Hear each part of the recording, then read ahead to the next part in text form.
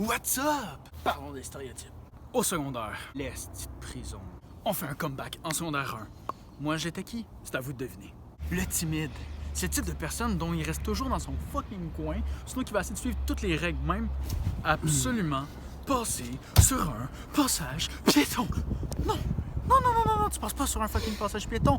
On est au Québec, tu crois quoi? Wow! Tabarnak! C'est quoi l'affaire, là? Qui passe sur un passage piéton? Moi, tabarnak! Est-ce que là? Sauf que en rentrant aussi en sécurité, j'ai découvert les je m'en bats les couilles. Je viens d'arriver en Marcos, pis t'as juste un esti de fou qui arrive devant moi. C'est quoi les devoirs? À ce moment-là que j'ai découvert, j'en prends un peur. Il s'en bat tellement les couilles qu'il a reçu une balle molle d'un grelot. Elle était pas molle la balle, elle était pas molle. Depuis, on se ramasse tout le temps sur le terrain, puis on check pour voir s'il n'y aurait pas une de ses couilles. Oh, le pauvre. Mes condoléances, hein. Mes condoléances. Par contre, ça ne se résume pas juste à eux au secondaire. Non. Les genius. C'est toujours ces personnes qui ont des coups derrière la tête.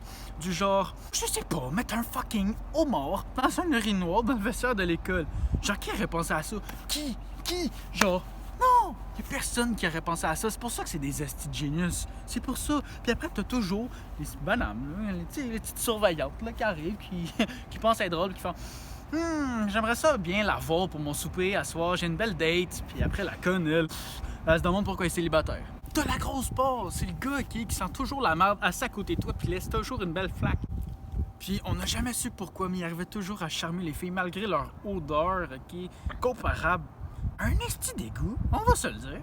Puis en plus, sa photo est partout dans l'école, tellement que le monde le connaisse plus que le directeur lui-même, dont qui apparaît 3 fois. Première fois, c'est pour t'accueillir, pour te dire bienvenue en prison. La deuxième, c'est pour te dire bye bye, bande d'enfoirés. La troisième, c'est toujours quand quelqu'un réussit à mettre de la menthe dans un faux micro-ondes. Puis t'as les bolés, que eux, ils lèvent tout le temps la main, qui font tout le temps chier tout le monde, puis que ça finit toujours que t'as un prof qui lui crie ta gueule! Lors des examens, c'est les seuls tabarnak qui stressent pas. C'est les seuls qui vont brûler leurs feuilles tellement qu'ils prennent pas de temps, ils prennent le tiers du temps, puis les tabarnak, juste pour te faire chier, là, ils restent sur leur chaise, puis ils étudient, ils partent pas, là, ils restent sur leur chaise.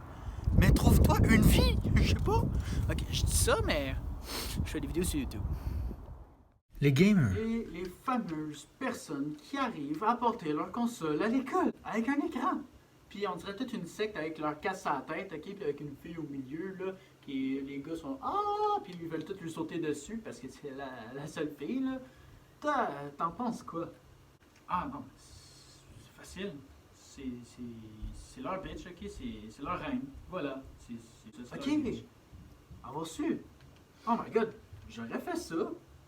Ouais, comme ça j'aurais eu des esclaves. Je vous garde la meilleure pour la fin. Les glandeurs. Ouais.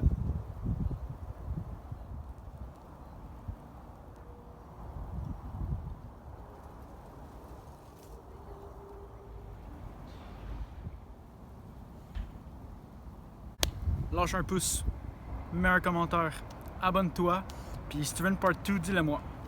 Ciao!